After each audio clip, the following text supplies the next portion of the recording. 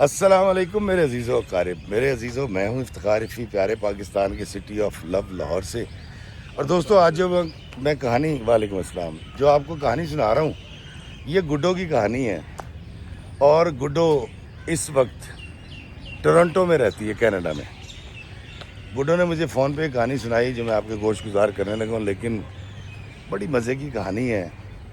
زندگی کیسے، کہاں سے کس کو اٹھا کے کہاں بٹھا دے اور کہاں گرا دے وقت، کوئی کچھ نہیں کہہ سکتا۔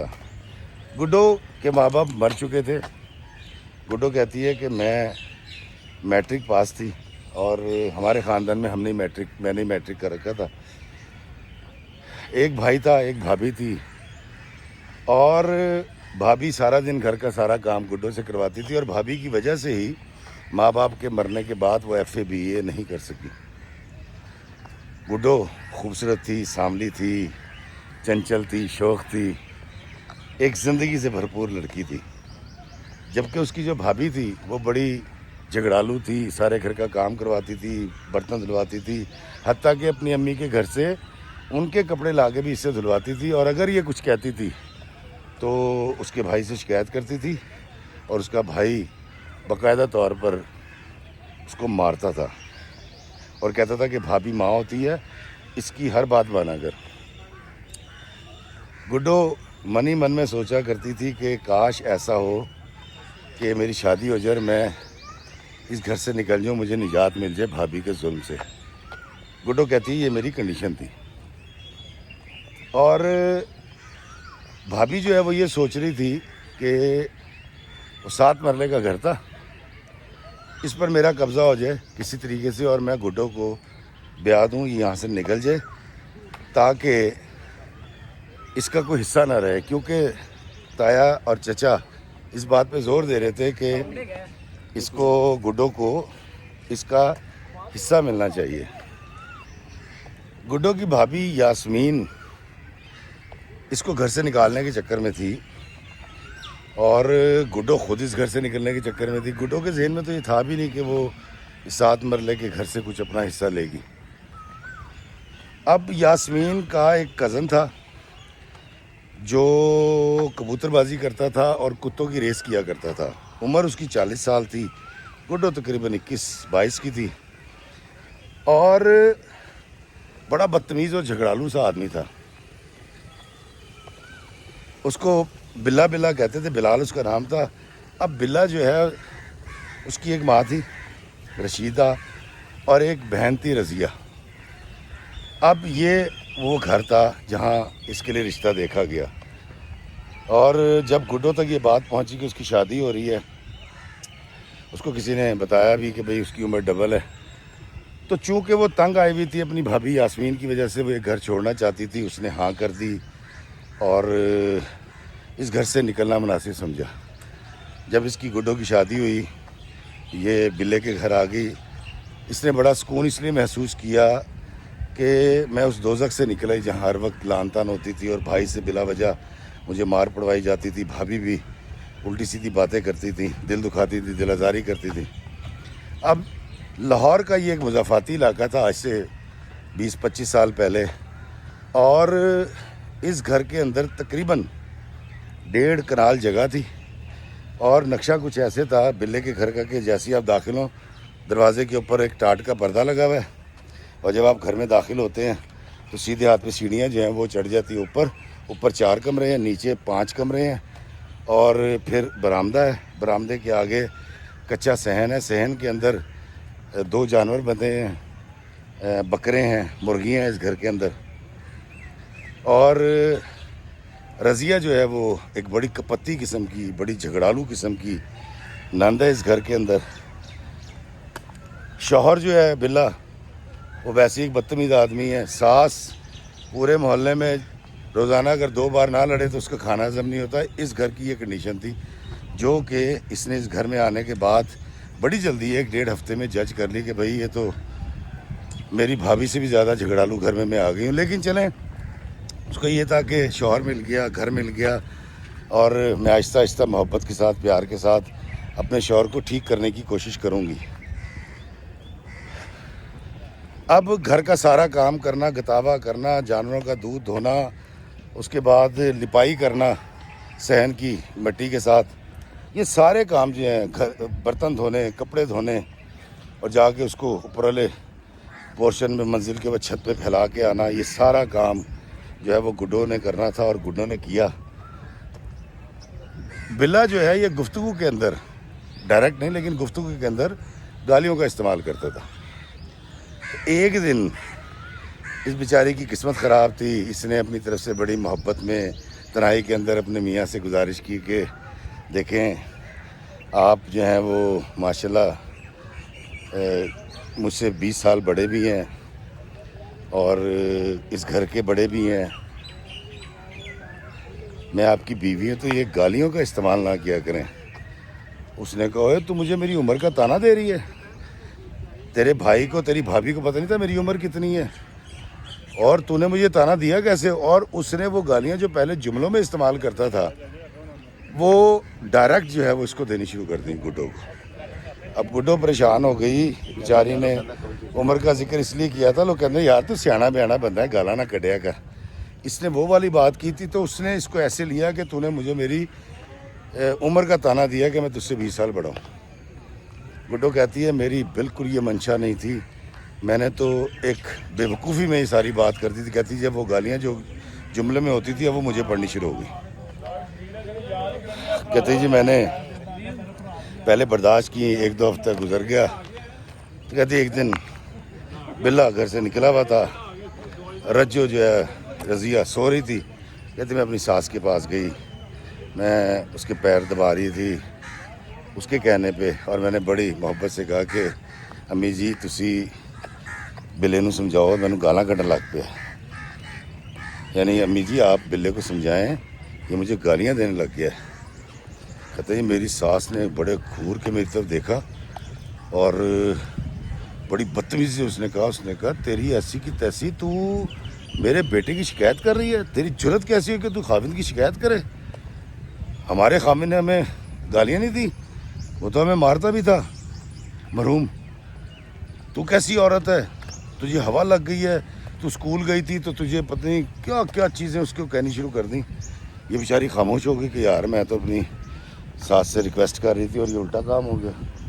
اب جی وہ شام کو بلا صاحب جو ہیں وہ آئے ہیں، جس طرح وہ آتے تھے، یقیناً جب اس کے ایسے کام تو ہو سکتا ہے نشہ بھی کرتا ہو، تو اس نے کھانا لا کے رکھا ہے، تو ماں اس کو بتا چکی تھی کہ جی یہ تیری گالیوں پہ اعتراض کریے، تو کھانا رکھ کے مڑی تو اس نے اس کی گت یعنی کہ اس کی چٹیا پکڑ لی اور گھسیٹا، اس نے ایسے چرپائی میں پھینکا۔ اس نے کہا تیری ایسی کی تیسی، تو نے میری ماں سے شکایت کی ہے، پہلے تو نے مجھے عمر کا تانا دیا اور اب تو نے میری ماں سے کہا جی مجھے گالیاں دیتا ہے، اور تو مہارانی ہے تیری عزت کروں؟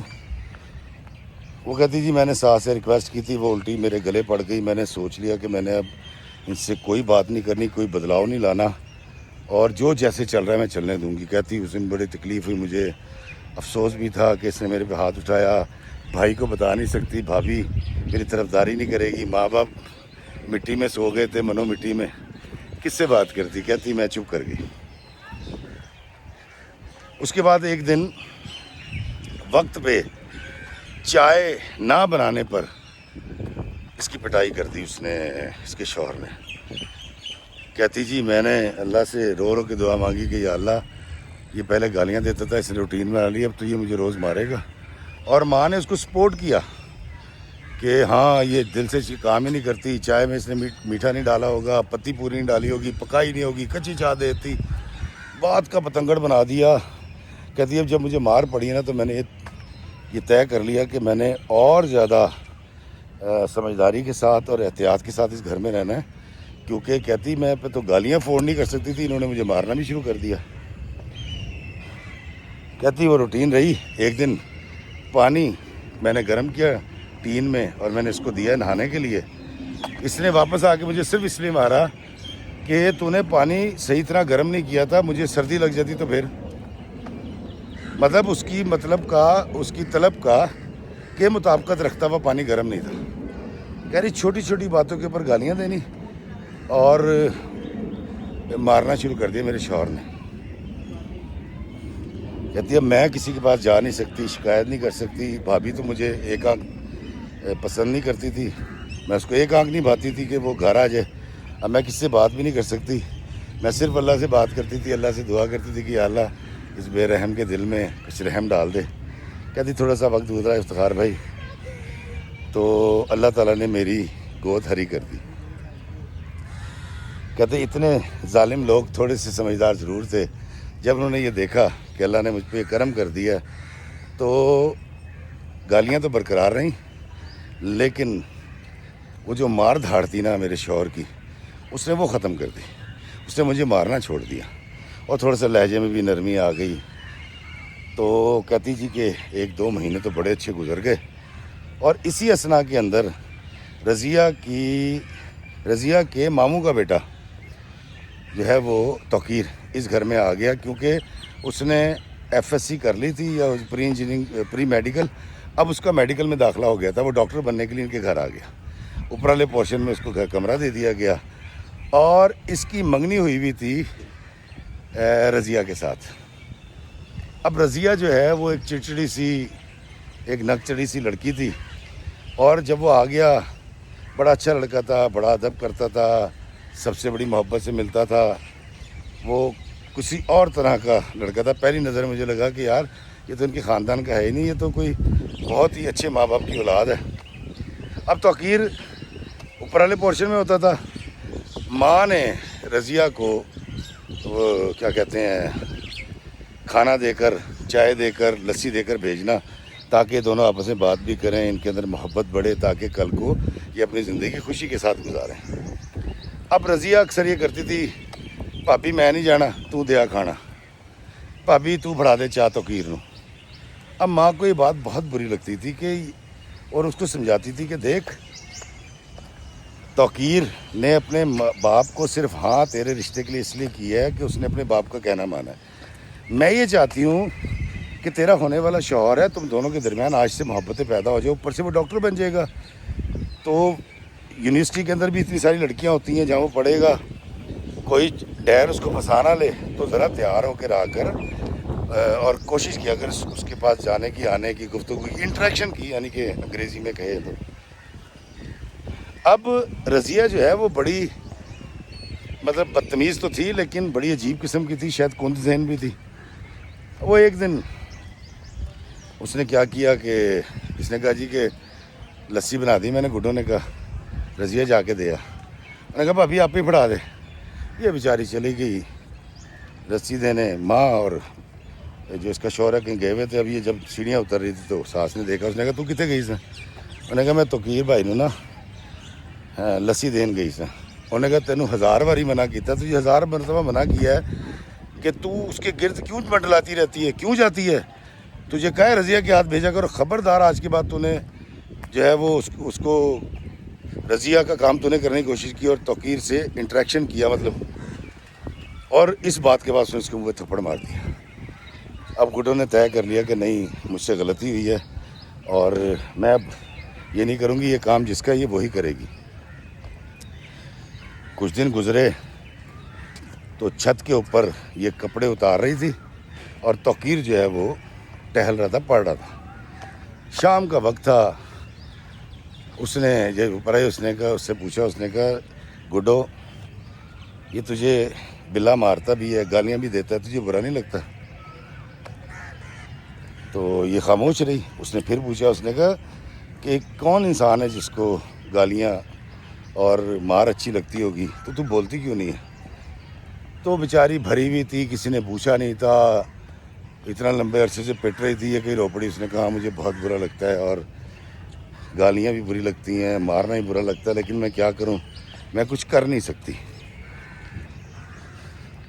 تو اس نے کہا بھابھی تو نا اس کے ساتھ سیدھی ہو جا، اور یہ زیادہ کرے نا تو تھانے چلی جا۔ کہتی اس دور کے اندر تھانے کا تصور نہیں تھا، 20 22 25 سال پہلے مطلب عورتیں کہاں جاتی تھی اس طرح سے کمپلین لے کے، اور کہتی میں تو ڈر پوک سی تھی، میں تو جا ہی نہیں سکتی تھی۔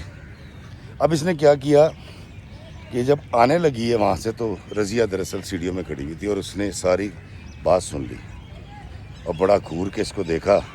وہ اس کے لیے چائے لے کر آئی تھی، چائے دے کر وہ اپنی باتیں کرنے لگ گئی، اور گڈو کو سمجھ آ گئی کہ یار اگر اس نے سن لیا کوئی بات یہ بڑھا چڑھا کے بتائے گی، آج شامت آنی ہے۔ وہی ہوا جی، شام کو بلا آیا اور بلے کو ایک کمرے میں لے گئی اس کی ماں اور بہن، اس کو بتایا جو کچھ بتایا، آئی ڈونٹ نو کیا کہا وہ کہتی، لیکن وہ کمرے میں آیا اور کمرے میں آتے ہی اس نے اس کو بری طرح مارنا شروع کر دیا، اور اتنی بری طرح مارا، پیٹ میں لاتیں ماری، یہ بے ہوش ہو گئی۔ اس نے چیخیں ماری، توقیر آیا، توقیر نے آگے بچا لیا اور اس نے ایمبولینس کال کی، اس کو ہاسپٹل لے گئے، لیکن ہاسپٹل میں جا کے پتہ یہ چلا کہ رضیہ نہیں، پتہ یہ چلا کہ گڈو کا مس کیریج ہو گیا۔ دوستوں میں معافی چاہتا ہوں، کہانی سنا رہا تھا، بیچ میں فینس آ گئے، پھر اور آ گئے، پھر اور آ گئے، کچھ بزرگ آ گئے، ایک فیملی اور آ گئی، تو آپ یقین کیجئے کہ ان سے تقریباً پونا گھنٹہ گفتگو کے بعد میں کہانی بھول گیا کہاں تھا۔ میرا خیال ہے ہاں کہانی یہاں تھی کہ گڈو کا مس کیریج ہو گیا، اس کی گود اجڑ گئی، بڑی مشکل سے اس کی جان بچی، اور گڈو سے یہ بیان دلوایا گیا ہاسپٹل میں کہ تو نے یہ نہیں بتانا کہ شوہر نے مارا ہے، بلکہ یہ کہنا ہے میں سیڑھیوں سے گری تھی۔ اور ویسے تو خیر گڈو کے بھائی کو اور بھابھی کو اس کی پرواہ تو نہیں تھی، لیکن ان تک بھی یہی خبر پہنچائی گئی کہ جی سیڑھیوں سے پیر پھسل گیا تھا، اور گڈو بڑے یقین کے ساتھ، تیقن کے ساتھ ہر آنے والے کو، جو بھی رشتہ دار پوچھنے آ رہے تھے، یہی بتا رہی تھی کہ جی میرا پیر سلپ ہو گیا تھا سیڑھیوں سے۔ اب اس سارے سین کے اندر توقیر کو بہت غصہ تھا ڈاکٹر صاحب کو کہ یہ تو بڑا ظلم کر رہے ہیں اس کے اوپر، اور مارا اس نے ہے، میں نے بچایا ہے، اور یہ دیکھو۔ اب یہ تھوڑی سی جب بہتر ہوئی ہے، اس کا خیال تھا کہ شاید میری جان چھوٹ جائے گی، شاید اب ان کے دل میں رحم آ جائے، کیونکہ یہ دعا کر رہی تھی۔ دوستو میں نے یہ پڑھا بھی ہے اور کہا بھی یہ جاتا، سنا بھی ہے کہ جب عورت اس طرح کے ڈرامہ سے گزرتی ہے تو اس کو بڑی ہمدردی اور سماجی سہارے کی اور محبت کی اور جذباتی سپورٹ کی ضرورت ہوتی ہے، لیکن گڈو کو وہ یہاں سے نہیں ملنے والی تھی، کیونکہ یہ تو بڑے ظالم لوگ تھے۔ اب اس تکلیف سے گزر رہی تھی، اب ایک نیا شوشہ چھوڑا گیا اس گھر کے اندر۔ اب پتنی ماں نے کہا تھا، رضیہ نے کہا، یا شوہر کے دماغ میں یہ خلل آیا، شوہر نے آ کے اپنی بیوی سے یہ کہا کہ تو نے اپنا توقیر سے بات کرنی ہے اور نہ ہی مسکرا کے اس کی طرف دیکھنا ہے، اور چونکہ وہ ہمارے گھر کا ہونے والا داماد ہے، میری بہن کا ہونے والا شوہر ہے، خبردار، اور مجھے پتہ ہے کہ تو اس کو اپنی زلفوں کا اسیر کرنا چاہ رہی ہے اور تو بدلہ لینا چاہتی ہے ہم سے، اور اس قسم کی باتیں شروع کر دیں۔ اب اس بیچاری کے پاس پہلے کچھ نہیں تھا، گالیاں وہ کھاتی تھی، عزت نفس اس کی مجروح تھی، مارا اس کو جاتا تھا، مس کیریج اس کا ہو گیا، اور اب کریکٹر اسیسینیشن بھی کر دی، اور قدغن لگا دی گئی کہ تو نے اب نہیں جانا کسی بھی صورت توقیر کو کھانا دینے یا اس کے کمرے میں، رضیہ جائے گی، میں جاؤں گی، تو نہیں جائے گی۔ اب یہ بیچاری بے بس، مجبور، کسی سے ڈسکس نہیں کر سکتی، کوئی سہارا ہے نہیں، جو بھائی ہے وہ تو قصائی ہے دراصل۔ اس نے دل پہ پتھر رکھا، روتی تھی، اللہ سے دعا کرتی تھی۔ گڈو کہتی ہے کہ افتخار بھائی، یہ میرا ایک ایسا وقت ہے جس طرح انسان ہوا میں معلق نہیں ہو جاتا، ڈولتا رہتا ہے اور اس کی کوئی وقت نہیں ہوتی، بے وزن کہتی میں ہو چکی تھی، خشک پتوں کی طرح۔ کہتی بڑا برا وقت میرے پر گزر رہا تھا، تو ایک دن میں بیمار تھی، میری طبیعت ٹھیک نہیں تھی، میں اپنے کمرے میں تھی اور مجھے بخار تھا، اور دوپہر کی شادی تھی، ان دنوں دوپہر کی شادیاں ہوا کرتی تھی۔ میری ساس، میرا شوہر اور رضیہ اس شادی پہ گئے ہوئے تھے محلے میں، تو دوپہر کے وقت کہتی وہ توقیر آیا ہے، توقیر نے آ کے آواز دی، انہوں نے کہا بھابی گڈو کر کے اس نے آواز دی مجھے، تو میں نے اندر سے آواز دی کہ ہاں جی۔ جب اس کو اس کی پھپھو یا رضیہ کی آواز نہیں آئی تو میں نے کہا ہاں خیر، وہ کمرے میں اس نے آ کے دیکھا نا کہ کیا ہے، تو میں کہا بخار ہو رہا ہے شاید، کہتے اس نے میرے ماتھے پہ ہاتھ رکھا، میں تپ رہی تھی، اس نے سائیکل نکالی، مجھے بٹھایا اور اس نے پہلے ایک ڈاکٹر کو دکھایا، کیونکہ یہ خود بھی ڈاکٹری کر رہا تھا، لیکن ابھی کیونکہ پورا ڈاکٹر بنا نہیں تھا، اس کو اتنا زیادہ پتہ نہیں تھا، تیسرا سال تھا یا دوسرا سال تھا۔ اور پھر اس نے وہاں سے دوائی خریدی، دوائی خریدنے کے بعد کہتے ہیں ہمارے محلے میں ایک ڈاکٹر صاحب تھے جو محلول دیا کرتے تھے، اس کے ساتھ گولیاں ہوتی تھیں، وہ 3 گولیاں صبح دوپہر شام کھانی ہے، اور وہ جو لیکوڈ سا ہوتا تھا وہ پینا ہوتا تھا، وہ ایک شربت سب کو دیا کرتے تھے۔ کہتے وہ لیا، وہ لینے کے بعد میں اس کو منع کرتی رہی، اس نے کہا نہیں آپ کو تو بہت تیز بخار ہے۔ کہتی اس وقت مجھے بخار تھا تقریباً 104 کے قریب۔ کہتے مجھے گھر لے آیا، کہتی جب گھر میں سائیکل لے کے وہ داخل ہوا ہے اور میں اس کے ساتھ داخل ہوئی ہوں، سامنے میرا شوہر بھی کھڑا ہوا تھا، میری ساس بھی تھی اور میری نند بھی تھی۔ کہتے اس وقت تو وہ چپ کر گئے۔ میری ساس نے پوچھا تقیر پتر کتنے گیا سا؟ نے کہا پپو جی گڈو نوں بخار سی، میں پھر ڈاکٹر صاحب کو لے گیا، اتنے کافی رش سی، ٹائم لگ گیا، تو میں دوائی دواتی ہے تو انشاءاللہ بھابی ٹھیک ہو جائیں گے۔ یہ کہنے کے بعد وہ اوپر کمرے میں چلا گیا اپنے، اور میں اپنے کمرے میں گئی ہوں، میرے شوہر نے کمرہ بند کیا اور اس نے مجھے پھر زد و کوب کرنا شروع کر دیا۔ اس نے کہا کہ تو ایک گھٹیا عورت ہے، تیرا کریکٹر ٹھیک نہیں ہے، اور اب تو ڈورے ڈال رہی ہے۔ السلام علیکم جی، میں ابھی پاز کروں گا۔